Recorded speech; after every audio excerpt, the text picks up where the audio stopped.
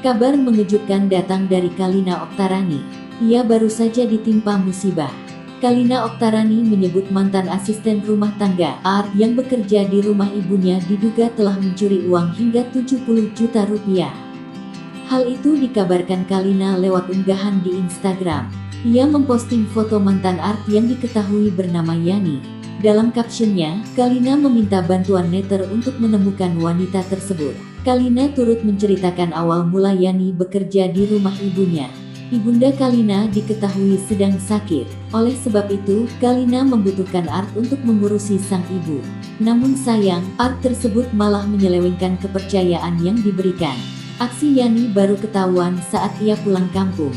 Kalina menyebut barang-barang di rumah ibunya juga ikut raib. Yani pun tidak bisa dihubungi. Kalina akhirnya melaporkan Yani ke polisi.